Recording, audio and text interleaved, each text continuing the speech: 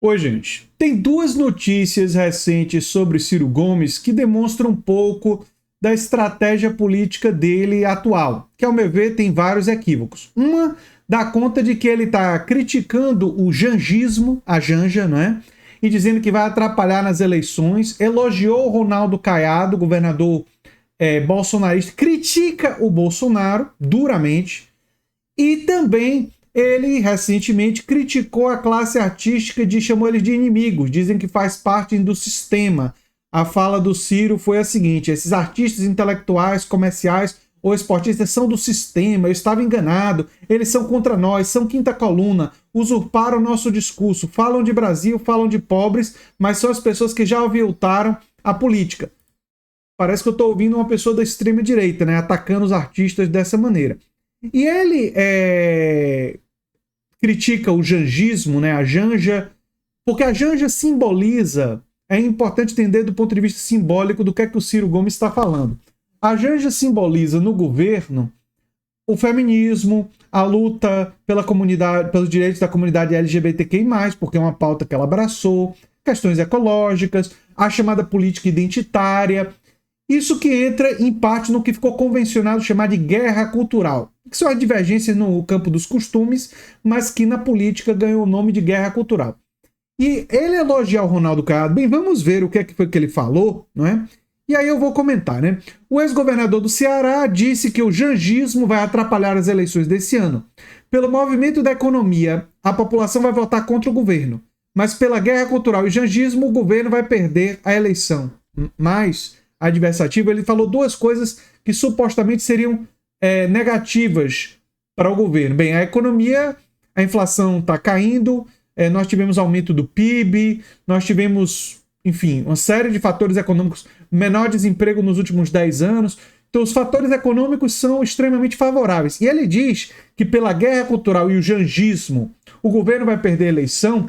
Nós tivemos recentemente, o Ciro parece que não está acompanhando as notícias.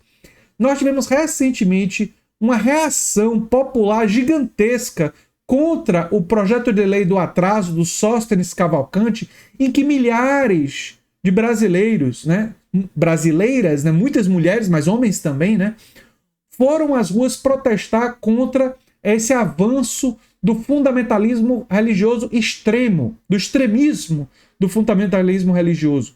E a extrema-direita saiu derrotada. O projeto da PL do atraso não foi votado, não é? E porque eles sentiram que provavelmente iam perder. Então, no campo da guerra cultural, quem conseguir uma grande vitória e quem vai poder usar isso nas eleições desse ano, junto com os avanços do ponto de vista econômico, vão ser os candidatos do governo. Não é? Eu, aliás, se eu estivesse assessorando gente como o Guilherme Boulos, eu diria para o Boulos tentar pressionar o Ricardo Nunes para ver se ele se posiciona favorável à PL do atraso, porque em São Paulo, capital, o Ricardo Nunes vai perder muitos votos se alinhando ao bolsonarismo nesse tema, no projeto de lei do atraso do Sóstenes Cavalcante. Não é?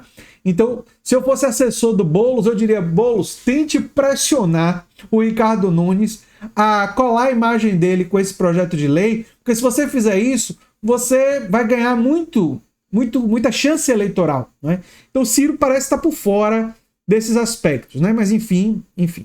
Lá vem ele. Não vai só perder 2026, vamos acompanhar as eleições municipais nas capitais brasileiras, que são uma pista de grandes centros, disse Ciro, que foi, enfim. Olha, nas capitais, se a esquerda sair derrotada, isso tem muito mais a ver, tem muito menos a ver com guerra cultural, e tem muito menos a ver com a situação econômica, e tem muito mais a ver com o poderio econômico do grande capital, dos financiadores dos políticos de direita. Na eleição em São Paulo, para pegar o exemplo de São Paulo, mas isso serve para outras capitais, os políticos que estão alinhados com o projeto de Paulo Guedes, o projeto de privatizações, vão contar com o apoio maciço do empresariado que quer lucrar com esse tipo de projeto privatizante. Então, a grande dificuldade, a grande barreira que coloca a eleição, por exemplo, em São Paulo, difícil para o Guilherme Boulos, É o dinheiro, é a quantidade de dinheiro e apoio e o poder dos empresários e das grandes corporações empresariais que vão apoiar o Ricardo Nunes, né? Assim como apoiariam qualquer adversário que fosse do campo aí da direita, que estivesse enfrentando Boulos, né? Enfim, não é a primeira vez que ele critica a Janja, né? Ele publicou em suas redes críticas ao governo Lula e a Janja. Segundo o governador, a administração petista está preocupada com fake news e não com a tragédia do Rio Grande do Sul. Essa fala que, se ele falou isso, é um absurdo, né? Lula foi várias vezes, o governo mandou dinheiro, toda uma preocupação com a tragédia, quer dizer, uma crítica que, enfim, não tem nenhuma realidade, né? Ciro também fez elogios ao governador de Goiás, o Ronaldo Caiado, a quem chamou de bom administrador, e criticou duramente o ex-presidente Jair Bolsonaro, dizendo que ele não conseguiu sequer administrar uma pandemia fazendo o trivial básico. Disse ainda que Bolsonaro é contra a vacina e fraudou o cartão vacinal. Que ele era contra a vacina, todo mundo sabe, e que ele fraudou o cartão vacinal. Tem muitas evidências que isso aconteceu. Ele, inclusive, está sendo processado por causa disso. Agora, vamos lá. Por que ele está criticando o Bolsonaro e elogiando um bolsonarista, o Ronaldo Caiado? A leitura que eu faço disso é a seguinte. Ciro está achando que a forma correta de se posicionar para ganhar a eleição, ou para que candidatos apoiados por ele ganhem a eleição, essa é a avaliação política dele, que deveriam separar o Bolsonaro de determinados bolsonaristas e valorizar o que ele chama de boa gestão, que, enfim, eu boto entre aspas porque é boa para quem? Não é? Boa para o grande capital, só se for. Não é? Boa para empresários, boa para as empresas de plano de saúde, boa para o trabalhador. Gente tipo Ronaldo Caiado, com certeza não é. Mas, enfim, ele acha que essa estratégia seria uma estratégia com melhores chances. Uma estratégia que recusa o chamado woke, recusa as políticas identitárias e abraça, não é, esses elementos aí da extrema-direita, criticando os elementos extremos, como ele vê o Bolsonaro, que seria incompetente. Eu acho essa estratégia uma grande furada. E eu vou explicar aqui por quê. A extrema-direita, ela se motiva, é verdade, por questões culturais, por questões do campo dos costumes. E é verdade que o núcleo duro vai votar nesse pessoal muito por causa desses temas. Agora, o apoio financeiro vem não por causa desses temas. Os candidatos da direita são escolhidos para serem apoiados pelo empresariado porque eles se alinham à direita no que tange privatizações, no que tange questões tributárias, no que tange todos os outros temas do campo econômico.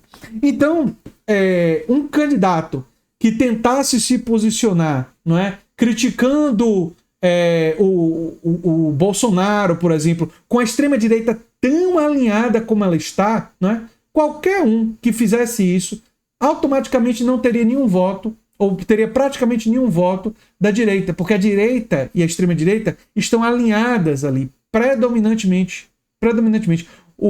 Os candidatos do Bolsonaro, nas cidades em que tem um candidato claramente de direita, são os candidatos que estão com mais chances eleitorais, né? Então não é essa tentativa de separar o bolsonarismo do Bolsonaro, isso daí não tem a menor chance de ser bem sucedido. E outra coisa, na eleição desse ano, como teve essa PL do atraso, se a esquerda souber utilizar a PL do atraso nas eleições, a guerra cultural vai nos favorecer. Aí é uma questão de saber, de ter inteligência, de pegar os temas em que a maioria está com a gente, não ir para temas que nós estamos minoritários, não é? No momento da eleição, e nos temas que nós temos a maioria, nós usarmos esses temas para complicar a vida dos candidatos da direita. A minha sugestão no início desse vídeo em relação ao Boulos e o Ricardo Nunes. Tentar fazer o Ricardo Nunes colar a imagem dele com a PL do Sóstenes e aí, se conseguir fazer isso, ganhar dividendos eleitorais em cima disso. Agora, a estratégia não pode ser só essa.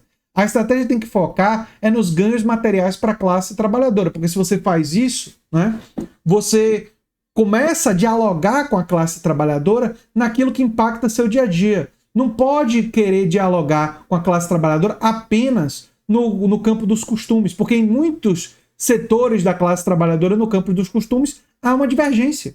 Há divergências e não é nesse campo que nós vamos conquistar mais facilmente. Nós vamos conquistar mais facilmente dizendo para as pessoas que nós vamos levar habitação popular, que nós vamos levar fortalecer o SUS, a rede própria do SUS, fortalecer a educação pública em vez de privatizar, como que é o Tarcísio de Freitas. Essa tem que ser a estratégia, mostrar que os interesses dessa gente favorecem as classes dominantes e contrariam os interesses da classe trabalhadora, né? Enfim, e pegar os temas na chamada guerra cultural, que nós temos maioria, como a PL do atraso, que nós temos maioria contra essa PL, isso ficou claro, e utilizar elas eleitoralmente. É lamentável, mas eu fico com a impressão de que o Ciro não está novamente compreendendo o momento histórico e compreendendo a política nacional, né? E está tendo um fim político bem lamentável, né? É o que eu tenho a dizer sobre isso. Eu sou André Teixeira Jacobina, o canal é a Nova Máquina do Tempo, e se você gosta do que a gente faz, se inscreve, dá um like, compartilha, quem sabe vira membro ou apoiador do canal, quem sabe faz um dos nossos cursos. Um abração e até o próximo vídeo.